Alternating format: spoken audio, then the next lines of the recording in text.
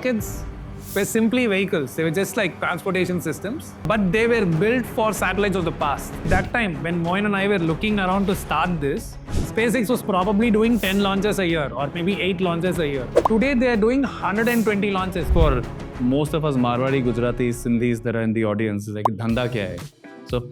So Moin, if you could explain, what is the actual business? It's just a transportation business, point A being ground and point B being space. Now, how we charge this is $1 per kg. Think of them as FedEx. They're just transporting things 120 kilometers up and just not in this world, just outside this world, right?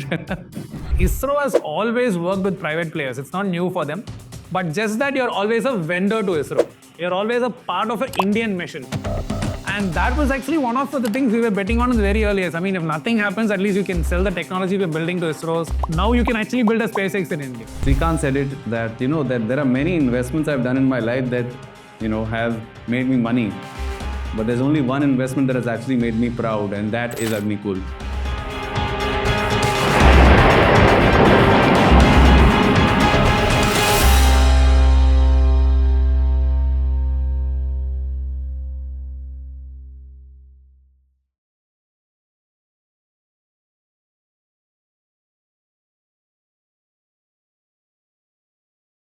Please welcome, without further ado, the boys that have made India proud, the Rocket Boys, Moin and Srinath. With this will be a resounding...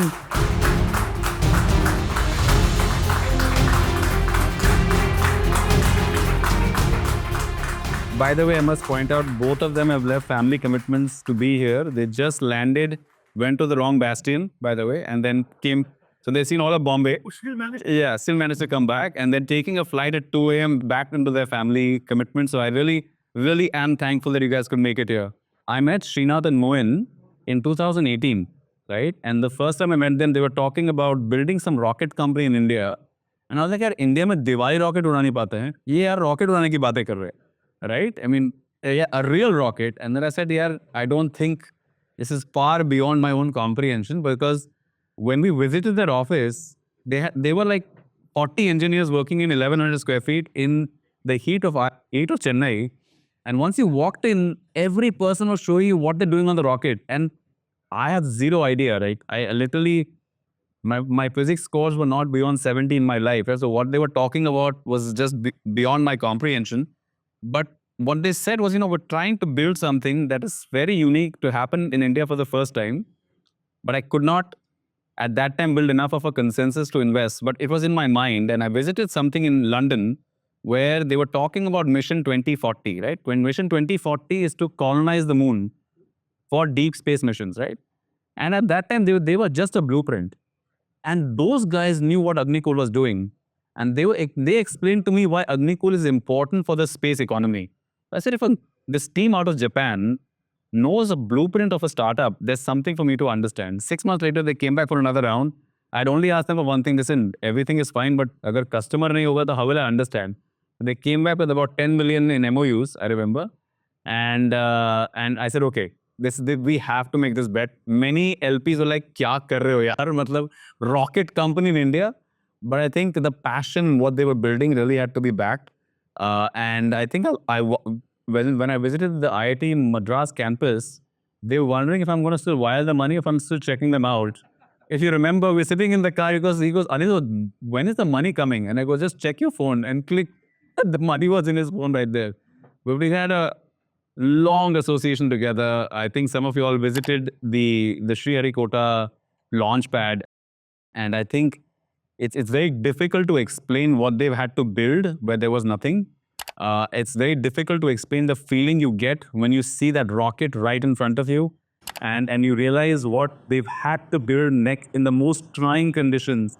There's a cyclone coming, there are snakes, there are bichus. In fact, when you visit their testing facilities, very clearly says, please be careful, snakes have been seen around here, right? Because if people keep talking on the phone and walk into the forest, there's actually snakes there, right? And so it's very, very testing conditions what they've had to do. So what I want to is really have them both explain to you what it takes to build a deep tech company in India, the kind of faith and endurance you have to add. And now there are about 400 odd staff, 350 plus people that work out of the Chennai office, and what it takes to really build an organization like that in India. What we'll do is I'll interview them for about 35, 40 minutes, and then I'll take some questions from the audience. But please, with a resounding applause. So Srinath, I'm going to start with the most embarrassing question for you first. Apparently, you were supposed to be an actor, and now you are. So let's start from there. I don't know if as an actor, wanted to be in the film industry in some way, mostly into writing. So I had a passion for writing as well. But a childhood passion was space tech. And I also felt, so before this choice, I was in finance, which is a much easier thing to convince my parents and my family. And there came this moment when I had to follow my heart. Films or rockets, it felt like rockets are a better story to sell. But They made better films, by the way, because of the rockets. true, I think every moment we see here, we always feel like, yeah, this is worth making into something someday. But yeah, that's. I just have been very lucky that every time I wanted to follow my passion, I got something back as well from the universe. So I've been very lucky as well. So like starting from the policy opening up, my parents agreeing, I don't know how they still agree. Yeah, all of those things. So And Moin, you had a different. You were here on ground while Srinath was overseas, but you both know each other because of cricket. Yeah, I think for a lot of people, cricket is the main connecting point, I guess. Yeah, for us, that was also the same case. We were childhood buddies playing cricket together, and we had a lot of mutual friends as well who were trying to tell us to do different things. And he was in US, and I was in Chennai, right? And I guess the founding story is a little bit different, but the way that it happened was because the capital is very expensive in terms of building a rocket company, and so we decided we'll be working with IITs because that's where the lot of infrastructure is already available. It was not we were like Elon or anybody else where we had 200 million or 300 million to invest. But so we wanted to find places where there's enough investment available in terms of infrastructure. So I was in Chennai, he was in US at that point of time. So it cold called around some 70 to 80 professors. One of the professors was from IIT Madras, Professor Satya Chakravarti. And my cousins were also along with me for that meeting. Generally, whenever we go for these meetings, it's like maximum 5 to 10 minutes, but with a lot of advice and yarn. That's the general things that used to happen. But this meeting, I was also going into that same emotions, yeah, professor will talk to us, because this was around our 80th call or something like that. And luckily, this was an in-person meeting for me. Srinath was on the call, on the Zoom call. Skype. Tell me the Skype. Sorry, on the Skype. So I just went and I told my cousins, I'll be back in 5 minutes. I'm just going to hear another no and come back. I think that conversation lasted for nearly around 1.5 hours. So I think 90 minutes of questions that we had not anticipated, questions that we were expecting things somebody would ask us. There were these questions we were wanting to answer, but these questions were never asked. I think Professor Satya started asking those questions, and I think he was jumping in the seat from Skype and answering all of those things, and I was answering in person. And when I came back, my cousins were just staring at me. You said 5 minutes, and you're 85 minutes late already. But that one conversation changed everything, I think, for us. And I think that conversation it convinced you, Srinath, to leave everything. Srinath, by the way, was working for AIG as a treasury manager. So making good big bucks in New York, and not following passion, but maybe a lot of money. But you left everything. I remember, and you just moved lock, stock, barrel. What was it? Moin was really good at convincing, or what was it? no, I think I was so I started my finance journey in 2009, right at the time when S&P 500 started going upward. I remember the day, I think March 2009 was when it hit its low, 600 something, and then it started going up. So that was the New York I knew. And so in the whole thing, when I went from here, this was the first time I was going to the US for studying a financial engineering program. It was this image of New York I had, and what I saw were 100% different. Literally a completely different place. So it also gave me a bit of a reality check. So from the very beginning, I was like, actually, I should just follow my heart. I was seeing a lot of struggle. People were trying so hard to save jobs. It was a bad time to be in the finance, right? So it also gave me a reality check on, is this really what I want to do? And that got me into the next 7 years of thinking about how to get into space tech. In between, I also did some film school. That's a different story. But that is what was, keeping me there. So for me and Moin, it was like we had pitched so many times to professors that all it took was one professor to give a half nod. But actually, it so happened that he was proposing 3 different rocket ideas, and we were proposing actually the simpler ones. So for us, it was like, this is the side from the universe. We have to jump in. So at that moment, it was just like, wow, finally, someone is actually wanting to build this with us. So, okay, let's go. So that's how it happened. You're talking about your first interviews, but the idea also germinated from you being at a space tech event and you found someone with a satellite. If you could just talk a little bit about where this idea of building a small rocket or for nano satellites came from.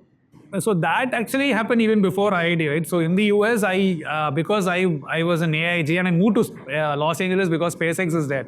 I used to show up at all space tech events possible, just sort of soak in what's really happening. It's one thing to see SpaceX launches on YouTube, but once you go talk to people, the whole story is different, right? So I was doing that, and then I remember one event, like a meetup, where now he's a potential customer, so I won't call his name out, but he came with a stroller, like what we take on, air travel. It was like a normal stroller, normal size stroller. He opened it and he had a full CubeSat, like a proper functioning satellite. And he just went on and on and on about no rockets to launch that. It's one of those moments where I thought something can be done. Why is this guy so upset? And that is when this whole life, someone should be building small rockets, because rockets were simply vehicles. They were just like transportation systems. But they were built for satellites of the past. And satellites in the past, like every other electronic device in the past, too big, not too functional. That is the olden satellite. And today it's like small and functional and powerful. But rockets didn't catch up. And the reason rockets didn't catch up are why we are here, I guess. Right? Because of all the other things, because electronics was quickly changing. So satellites being mostly electronics changed. Rockets have, you saw the video, right? It has fire, it has metal, it has a lot of other coordination to also happen. So there was that gap, and I think we felt that is the best thing to close. So that's how that moment came. But it has been, the good part of the story is, from that day until today, the complaint from customers has never stopped about other rockets. That is for sure. So that's a very intriguing story for me, at least, because see, at that time when Moin and I were looking around to start this, SpaceX was probably doing 10 launches a year or maybe 8 launches a year. Today they are doing 120 launches, or I think they're on track to do 120 this year. Still the problem is the same. Still people are unhappy about launching with SpaceX. And this is not about SpaceX as a company being a problematic, supplier. It is just the way their rockets are. It's just the way the industry is. So I think that way the demand has persisted throughout. And it's a great opportunity for us. So it is, right? Because you're solving a real problem. But I think for most of us Marwari, Gujaratis, Sindhis that are in the audience, it's like, dhanda kya hai? So Moin, if you could explain what is the actual business, right? So yeah, in terms of the business model, it's just a transportation business. Point A being ground and point B being space. Now, how we charge this is $1 per kg. Now, who are these satellites who fly along with us? Is communication satellites and Earth observation satellites. So any insurance company, any construction company that you want the images to be taken on the ground. So these are the ones that actually put satellites. They hire a satellite manufacturer to manufacture them. It goes there, and then the data is being sent to the ground station. Then it goes back to these companies. And then you have the communication, how Starlink is being doing. I think with SpaceX, they lift off Starlink itself. So I use that as a analogy here because I think that's exactly what is happening. Only communication and Earth observation being the major players in the industry today. But we see a lot of other industries trying to use space as a platform. Pharmaceutical companies, because the protein crystallization, the drug extraction in space is done differently. It has a lot of other values. Manufacturing in space, data storage in space, because the cooling is absolutely free. So somebody has to be the bridge between this ground and space. That's exactly what we do, and we charge them $1 per kg. Nothing fancy in terms of the business model, but just the point A and point B is slightly exotic. I think I came up with a slogan to convince the IC. Think of them as FedEx. They're just transporting things 120 kilometers up, and just not in this world, just outside this world, right? But I think many things. Obviously, this was exciting. You got your first round from Special, and then we came in. Pi came in. I think Mayfield also came in. But until everybody was trying to sort of go, listen, if we have to give them another round, we all have enough money to at least fund them for another round. Because one thing that wasn't the one variable that was in the game was that ISRO was not open for private launches. And I think that completely changed in June of 2020 when and so can you just talk about that moment when you realized something called in space is going to come in and is going to change the paradigm? Yeah, I remember vividly because we were all stuck. And see, luckily for us, the pre-series A we had done, the money hit the bank on Feb 29th. Actually, a lot of money came. I was there. So Feb 29, 2020 and March 17, 2020, the lockdown starts. So luckily we were not one of those companies who had to downscale and all that at that time, right? We're hearing a lot of bad news again. But we also were very clear we can't build rockets sitting at home. Like the work from home thing doesn't work for rockets. And so these are like confusing days like for all of us. And then sometime in May, there was this whole Atmanirbhar initiative being announced by the finance minister. And I don't know if you remember that TV stream, right? It was literally like a presentation being done. We had, Nirmala Sitharaman ji on the left, and then there was like the slideshow happening on the right. So agriculture came, transport came, mining came, so many things came. And then out of the blue, space tech comes. So what are they doing? Are they going to make it worse for us or something?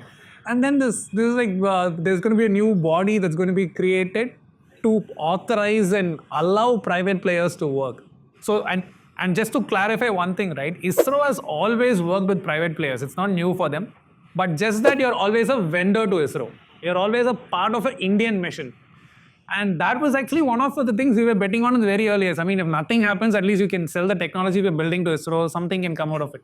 But that was the moment where it became very clear that, okay, now you can actually build a SpaceX in India. There is going to be clarity to do private missions in India. And literally, Moin and I, that night we wrote an email to Chairman ISRO. It was Dr. Shivan at that time, saying that we heard about this announcement, we're super excited, we want permission to do this, and launch. Just casually, just put in a word there, and also permission to launch. Right? So, and the best part, in 3 days, the reply came saying, let's have a meeting. And again, it was I think what do they use? They don't use Zoom. They use, I forgot the portal. But anyway, so we had this online meeting, and you won't believe it, in the middle of all this lockdown, with Moin wearing masks, me wearing masks, and some of our retired ISRO scientists wearing masks, we came to IIT and we signed it online. The chairman ISRO was signing it from there, and we were signing in from here in Chennai, and that became a news at that time. So yeah, I think none of this would have been possible without that initiative coming. And yeah, again, one of those Moin and I always are like, very thankful for those 3 or 4 big defining moments. One is like finding Professor Satya, and this is one of them definitely. Like out of the blue, the government came. See, the thing is, Moin actually, and Moin, you should talk about your law passion. He's a bit of a law buff, you would say. I don't know. So he actually used to give comments to the central government, Department of Space, on what a private initiative should look like, what authorization should look like. So we used to discuss that, but we never thought it'll actually become a reality in that shape. I think one of the other feelings that we both had was there have been only 5 spacefaring nations in the world when the rockets were actually being launched, right? One was US, and then you had Russia, then you had the European Space Agency as on the whole, then you had Japan and India. These were the only 5, I think, spacefaring centers that you can call it as.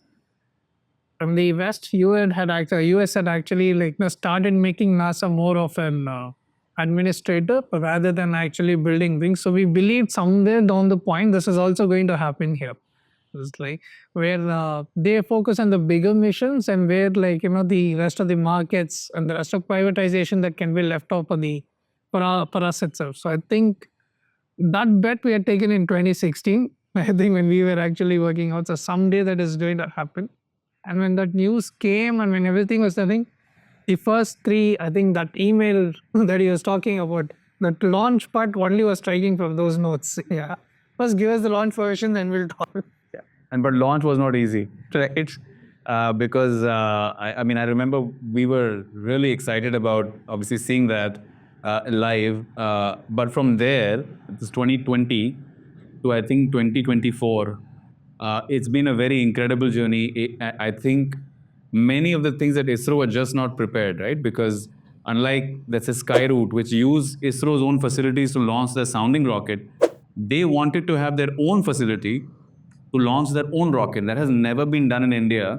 And remember, these are not just Diwali rockets; they can actually explode, right? And in fact, 3 weeks ago, when not they weren't even launching the rocket, but in Japan, you had something where a testing of the engine, and the engine exploded and put that program back by 2 years, right? And that is it can be catastrophic, especially in a place like India where there's already a lot of angst ki ye hoga ki nahi hoga.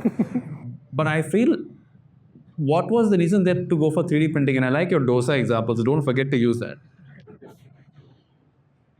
So 3D printing, just to set the context on what the technology is. So usually when you manufacture something from metal, you take a big block of metal and you take out what is not required, right? Like sculptures basically. So it's called subtractive manufacturing.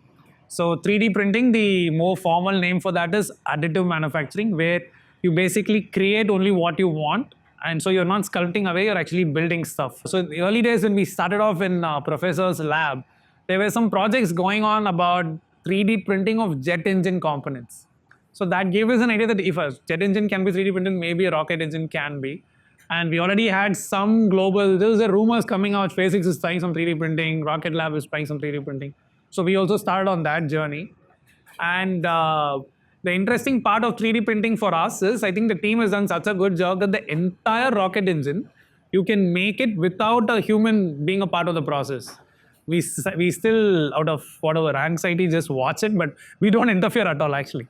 The engine gets made by itself layer by layer. So that's the Dosa part that Anirudh was talking about. So for me, when I first fully understood it and felt like, you know how you lay the batter and spread it and then you put little more? That's how 3D printing works. It's like a layer of metal powder. You shine laser on it, it welds wherever you want. Then one more layer of metal, then shine. So it's basically like you're just building the whole thing up. But from a more business standpoint, with precision, right? It's like less than half a mm of accuracy. And so in the early years when we were trying to experiment, we did a lot of trials with multiple materials and so on. But a few things from a business standpoint were very clear. They should not be an exploratory metallurgical company. We're not getting into that route. So took materials that were already tested for 3D printing, chose a printer that prints well on that material, and so that we kept our R&D to be about rocket design. What can the 3D printer do that can fit into the rocket, right? That is what we were trying to extract from the printer. And that has become great. I think the number of positives, the first thing is time. Like you can make an entire rocket engine in just 3 days and without even humans in the loop actually. But that is only the first part of it, because let's say one could argue that you could have an inventory and stuff and get around that. But then the other points of reliability, doing this anywhere in the world is almost the same cost. Because a lot of people ask us, is this an India arbitrage that you're building rockets in India? And our answer is always, you can't build rockets that way. Yeah, of course there is an India arbitrage, but that is not what is making us inexpensive. What's making us inexpensive is these technologies that I think the team has really worked hard on figuring out. So 3D printing is one of them in terms of reliability, costs, repeatability, and so on. In terms of quality as well, generally if you do a subtractive manufacturing part, the time spent for manufacturing is equal to time of qualifying as well. So we don't have that because the machine itself generates the report where it says it's qualified or not. And every time you print it, it's the same product that is getting. The repeatability is also achieved in that. So I think the time taken for a normal rocket engine is around 6 months. And to qualify generally takes around 3 months. So we brought down the time from 9 months to 3 days. So that's something I've been.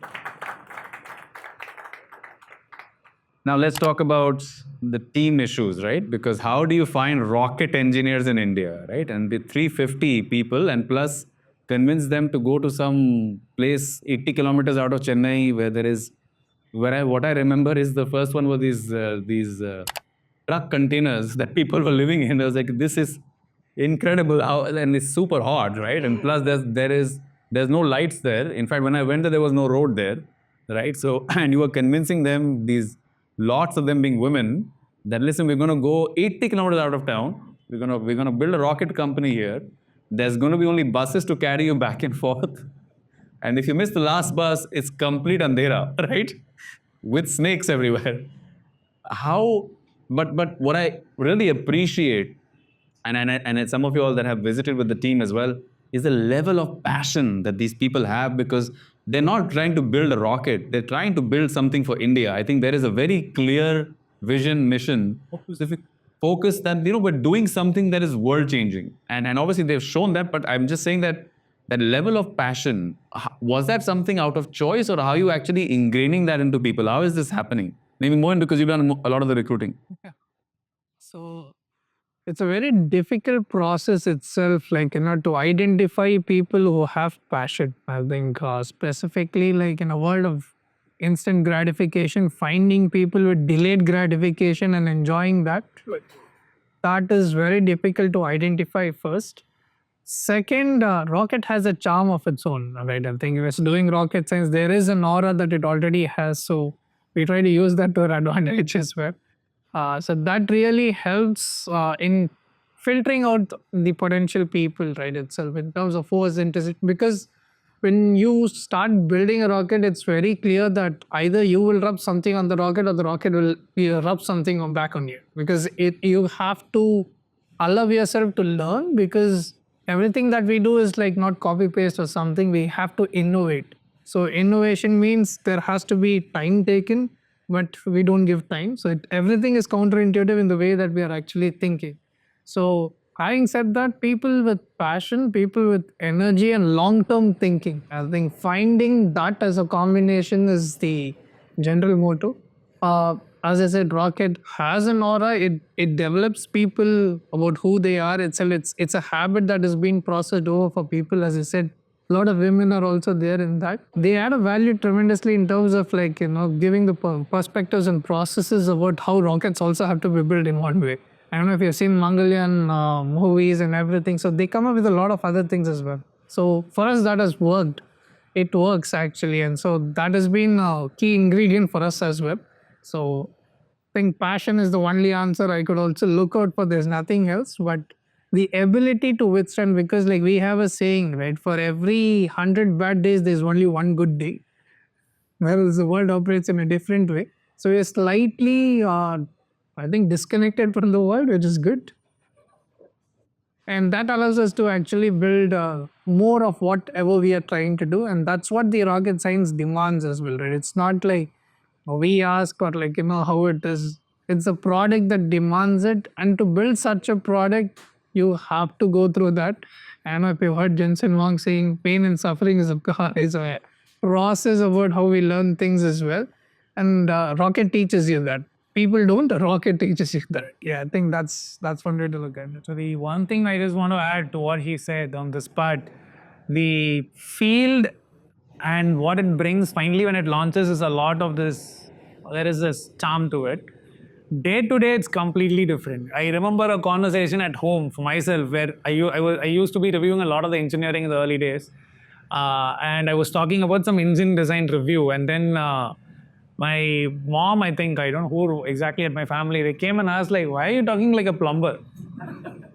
Right? It was which valve did you put? Did you tighten that nut correctly? Did you clean this? So the aura that you see here when it finally flies, the nuances that go in, day to day is not like this. So one thing that Moin and I try to do the best is to always try to keep this vision in their minds. But it's definitely not an easy job that way, because it's very easy to get lost because you're looking and going to orbit, looking at space, all these amazing videos you see from space station, right? Day to day, you're arguing with the vendor for 50,000, that part has not worked, this valve is leaking. Out of the launch delays, one of the delays was because one valve was leaking a little bit. and the flight computer found it out and it terminated the countdown sequence by itself. So that's not a very psych. Talk about this because I think we had 5. I think we were up. I was flying once to Chennai, right? I think Narendraji, you were with me. Dad was with me, right? And then and then I think before the last time, I think we were at I think you all aborted at 9, but on TV it aborted at 3 seconds, right? I was literally about to jump off my chair, and then it goes aborted. But in front of the entire country to have that and to come back a 6th time, if you could just talk about how those 5 aborted launches, what does and obviously it's the first time even for ISRO to launch a liquid fueled rocket, right? They've always done solid fuel. ISRO is known for a solid fuel. So there's a lot of anxiety with this whole process and how that entire process was managed between both of you, especially because you were not allowed in the mission center, right? So I think in the video that played, I don't know if you were able to see the difference. There were 2 places where the mission was being done from. One is this nicely carpeted place with big screens. That's the ISRO center. And there's also this containerish looking thing, which is an actual container, converted into a very, very functional, very advanced mission control room. It just is built in a container, that's all. So Moin and I, even though left to us, he would have been there. We had to be with the other VIPs and other guests who were attending with the chairman of ISRO and so on. So we had to be in the ISRO mission center. Because near our mission center, even basic things like using the restroom is a problem. So ISRO was like, let's be very clear. We're not getting VIPs there and having them have a challenge about using the restroom and so on. So we were there. So it is always even we get that, so there is the Sriharikota mission center and our center is synced to less than 10 milliseconds. But when the mic announcement comes, it's 2-3 seconds delayed. So, but we are also launching the terminal, so we'll hear the countdown still proceeding, but there'll be 2 seconds before we're okay, one more abort, man. He'll be telling me. So that's how it went. I think I would fully appreciate the team here. Just this fact about, they really didn't care about. Beyond a certain point, it was just becoming okay, fine, one more award, no problem, no big deal, let's go and try it the next day. It became in that sort of, extremely focused hard work. Those 2-3 months were crazy. I think people hardly left Sriharikota. And just to be very clear, Sriharikota is a proper forest. It's a forest with some buildings here and there. So thanks to the team here is what I would really say. I think we learned 2 things that in this 5 attempts that we had, right? One is building a product is altogether a different thing. Launching a product is altogether a different thing. doesn't matter which startup. It's fake. So we built the product. We were all ready. The first time we go is now it's gonna happen. The second time it happened. On the third time, okay, it's just another award. We got used to it, saying that okay, there's something more fine tuning. So I think at the end of those attempts that we had done, and when the rocket really happened, first thing was no more attempts. I think that was the thought process. The second was about we learned everything in terms of launch operations, which is I think if you're seeing SpaceX doing 100 launches, 120 launches in the target, it's the same product but 120 different launches. I think we learned that in the first attempt itself, in the first successful attempt, but during those 5 trials that we have also done in that. But then that moment happened, right? And obviously where you were, there's no way to call anybody. So once you enter Sriharikota, you could leave your laptops. In fact, I think you're not even allowed to have smartwatches. Everything is taken off. If you found inside with anything that is connected to the internet, it's like days row basically, and you can really be charged. So every single time there was an abort, us as investors in the board waiting, we had to wait 3-4 hours. Ki bhai, when you come out, tell us what happened. But this time when it got launched, actually none of us at the board level knew, right? We were just, and I don't know, that night I had some inkling because I could not sleep that night. I was in Singapore. And there's actually on Instagram, I actually went for a run at 2 a.m. in the morning, which was around the time this rocket was taking off from here.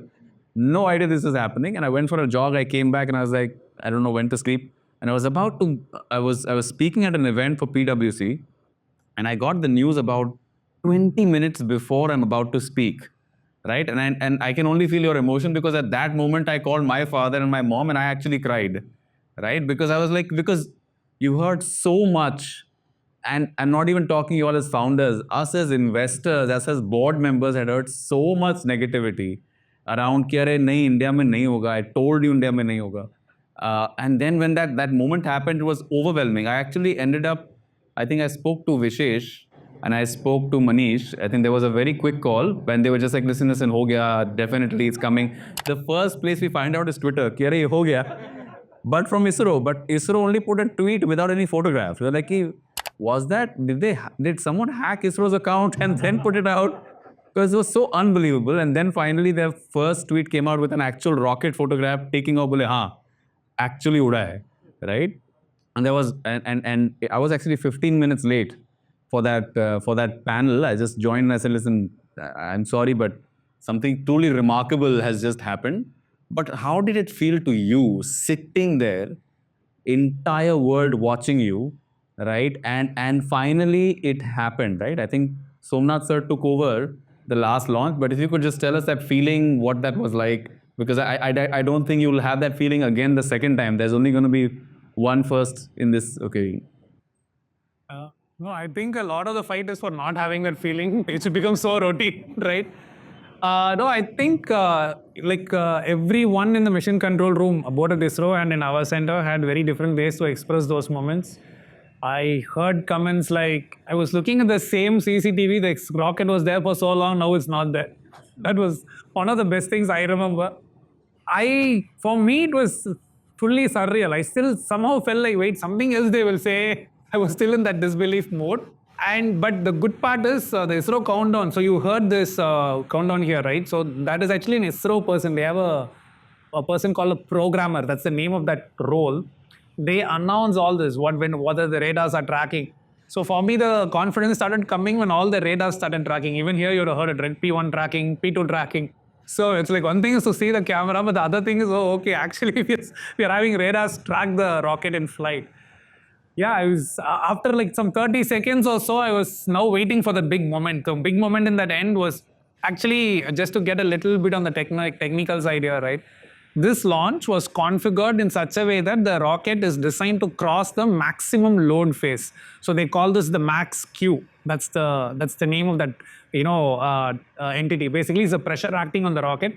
At that point, the rocket is most vulnerable. It can break up. The reason it can break up is because it is fast and the atmosphere is thick. So if you do a violent change in your position or something, just the force of you hitting the atmosphere is enough to break you up. So that's how fast you're going already at that time. So this mission was designed to cross well beyond that, and then after that it's basically space. So you don't need to care about that part much. So I was then starting to wait for that moment after 30 seconds. Yeah, it's completely surreal. Still sometimes when I watch it, and I play this, by the way, so many times to so many people now that this video has at least made me a little more used to it, but I still relive some of those moments. I think it was awesome. Still pure disbelief. And then everyone erupted at that point, right? T+65 when the mission was. That's when I actually started believing this is real. Was the noise behind, I think a lot of our team was setting, there were loud noises and claps. For the first few seconds at least, like, I was still trying to see the screen, grasp it that it is actually flying. And then after 10 seconds, I was actually in thankful mode. It was fully pure gratitude that was coming out. I think just bowing my head to the Almighty at that point of time for the next 20 to 30 seconds at least. And then when I got up at 40 seconds, that was the wind biasing maneuver that he was talking about. So that was another moment. It's like, if this passes, this will happen. For every 2 seconds, my wish list was constantly increasing. So this should happen, this should happen. And by the time, I knew after 60 seconds, all the test variables have been met. So when it crossed to 60, it's like, yeah, now I can take a sense of relief. Yeah, that was the moment. But I still don't know how those moments were, what led to it. But when it started happening, it was, I think the right word is surreal. You used it here. But yeah, it is a moment that I think every time when I see the video, I still go back. It's like, you have to practice gratitude. That's what it still comes back to me. Yeah. So I'll ask a question that your son asked us in Chennai, right? Now the rocket is gone. Now what? Right? So by the way, I'll just put some context. So we had Many of you all came with us to Chennai, and we went and visited the rocket factory. They hosted us for a day, and I wanted at least the teenagers, many of the teenagers that were in your sons and your daughters, to come and just see what it takes to build a rocket company, because I have seen it, and I'm telling you that you don't realize the kind of infra India has for space until you visit Sriharikota and you see the Gaganyaan and what the kind of infra being built, the kind of infra they have built, that we really are far ahead. Far ahead in this game, and that's why I think very important this rocket is done, right? Two things we haven't talked about is the mobile launchpad and why liquid and not solid. But you could decide to answer that. But I also want to know that December 31st, 2025, what's on that wish list? What's happening every 2 seconds from here on out? I don't think this is 2 seconds wish list now. No, every 2 seconds. Sure, I think we have a launch planned in Q3 2025. That's what we are targeting. So this will be a commercial launch. We'll be flying payloads as well. So once that happens, I think at least by end of 2025, we should attempt another launch as the target. So at least 2 launches next year is what we are targeting. And the wish list in each launch is going to be also reusability, also trying to use a couple of other technologies what you're practicing. We have a few patented technologies that we'd like to explore in those 2 launches as well. No, I think, and I'll just put this in context. So we have a banker for this current round, and during the pitching phase, we had 3 or 4 bankers that pitched us. What really stuck with me is that that those bankers said something very interesting. They said that you have to realize globally, it has taken over $200 million, and companies have been working on this stuff for 10 years, 12 years, and they have yet to get suborbital launches done. And they said, you have a company in India that raised 65 million, has 20 million odd in the bank account, right? They've got all this infra, and they've already suborbitally tested and launched in 5 years for under 40 million. That is what Indian engineering is all about. And before I open for Q&A, right, I'll say something. I think Srikanth, I saw him in the back somewhere. Srikanth, there he is. I think Srikanth is the one that coined this. He said, Srikanth is, by the way, a very prolific investor right there in the back. He's one of the founders of Neo Wealth. Srikanth said it that, that there are many investments I've done in my life that, have made me money. But there's only one investment that has actually made me proud, and that is Agnikul. So I'll now, any final thought before we open the Q&A? No, I think we'll take the Q&A. Please put up your hand. I'd be happy to pass over here. So you asked already the question that rest of the investors asked, right? Which is over on ESQ. Any questions about money? But what intrigues me is this is not maybe 1 or 2 years out. Maybe it's 5, 10, 15 years. I don't know. I'm very intrigued with who else is out there, right? And I see a lot of investment will be made, whether it's for us humans to go somewhere in space or to find out that there's somebody else in the space, which no one knows the answer.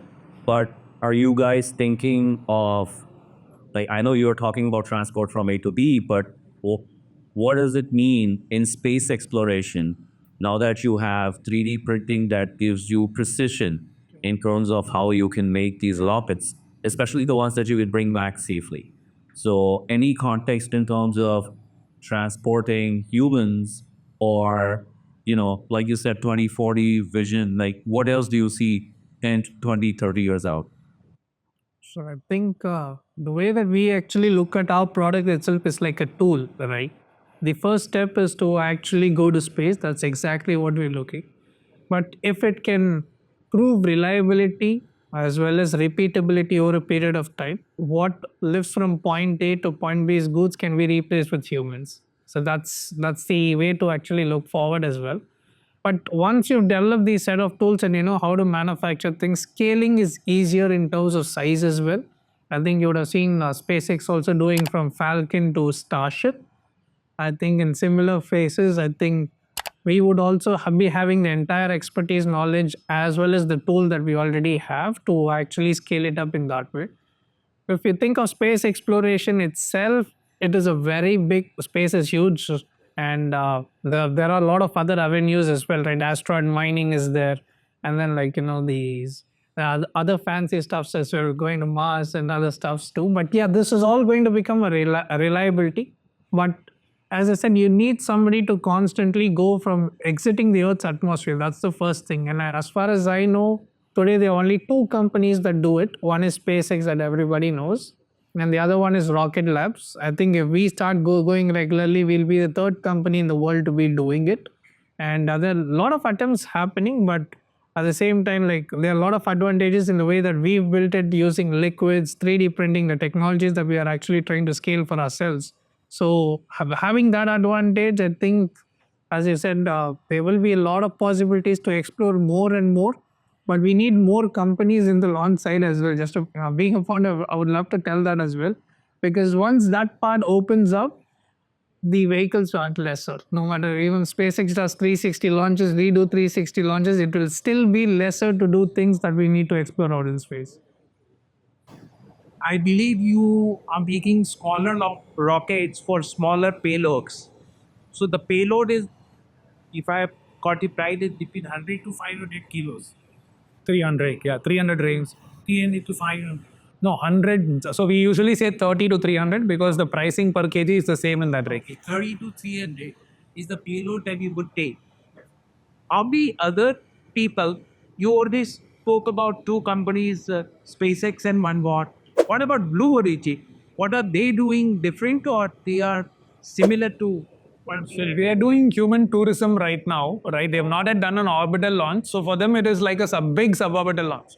What you saw here at a much, much bigger scale, but it's not going to orbit. So the point of going to orbit is once you go to that speed, you basically stay there. So Blue Origin is not in this phase, or At least not yet. Yeah, at least not yet. And even if they come in, even if they come in, I think they are trying to go head on with SpaceX. So they are still in the very, very large category. So there is nobody in this 30 to 300 kilo payload. We one or two efforts are there across the world. We do see he told about the 5 nations that have launch capacity, right? Each of them at least have 1 or 2, but I still think they're a little behind us. We will see how they get there, how capital efficient they are, and so on. Probably less than 10 efforts across the world today. At one point it boomed, sir. I think pre-COVID, I think we had like some 100 launch efforts across the world, and then many of them were not able to get through COVID. We have seen some other early failures in 2021 and 22. So now we are left with like 8 or 9 companies mostly. The other thing is, you said about 3D printing. Now, the entire engine is 3D printed, or the entire rocket is the Engine is 3D printed. lawn rendered to the. It's actually attached to the flange and screw and so on. Yeah. There was a news that's going on about it, and people spoke about that. Is it fair and safe to say that with your experience, which we have got right now, of taking a rocket all the way to space, probably when this air taxis are calling the air world becomes a phenomenon in India, it will be. Is it fair to say it will be a cakewalk for your replicate that particular use case? It will be a part of the human tourism model, I think. Yeah, it's a part of human tourism, but Having said what you have achieved till now, is it fair to say that that becomes a easier use case and an adjacency that we call as a business model? So I think we are scaling beyond the sky. So I think in that fashion, we'll be focusing more towards that. One practical problem is rocket engines are very loud. Very loud. So you can't have them being urban mobility with rocket engines is hard. But as I think human tourism, it's when you're building a space tech company, it's very hard to not think of human tourism, right? We've all dreamed of, at least when we were kids, wanting to go to space or how things will look like. So we also have a path there. The only, I think, this is a point I also wanted to talk, Anil, when you're talking about the fundraisers. Like, I think building a deep tech company or anything that level of tech, you can only solve for problems where there are business models all along, right? I think at every point in time, it has to be a business along with that exploration angle. We were very lucky that we wanted to build rockets, and at that time, there was a huge gap, which we could also make money out of. If I had come and pitched to Anirudh saying this is only R&D, I don't think I would have told. I think you also won't be happy with. Currently in Bangalore, with the project which is happening, Yeah. very clearly, which is, NASA is. The urban mobility with those are with drones mostly. So I think today at least we're exploring drones. So you'll see. I think once humans are until this point comes where you can easily put a human on top of a rocket engine, then I think this will get. I hope. I just want Srinath. I think if you remember the story about your mother, right, still being disappointed. If you could, we could end with that, and then everybody can interact with him directly. Sorry, I didn't. Not getting a job. Oh yeah. So yeah, I think one of the questions I get asked is what made me switch from finance to space. But actually, I always say the question is why did I go into finance? Because I've always been a space enthusiast. So I wanted to do my bachelor's degree in aerospace engineering. At that time, I think at least in Tamil Nadu, this Madras Institute of Technology was the only one where, and I could have gotten an admit. I had the marks for it. But no one in my family was okay with it because they were very clear that I will not get a job with an aerospace degree. I think Moin's family was a little more supportive of that. But then, so just to finish that part, right? So, and then all this happened, and finally so Agnikul is there, and now, okay, I don't. So we're talking about all this success. And then my mom still tells me something. See, I told you won't get a job. You're still an entrepreneur.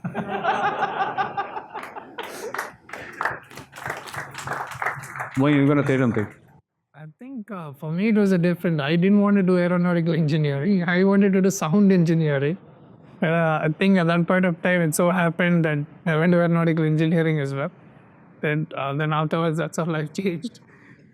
No, I think just in closing, it's been an incredible journey. I know we are literally. I think the journey really has just started. If you ask me, I think it's going to get, as we get more comfortable with launches and as we start looking at multiple launches a week, and I can tell you that there are conversations about opening up second and third launch pads from where we can launch rockets. So you could have a company that launches maybe 3 rockets a week. Very easily, and even then will not be able to keep up with the demand. I am really proud that we made this investment. And what I'm really glad is that they've become the face of what is possible in India. So I would please a round of applause for these guys. They really have made the country proud.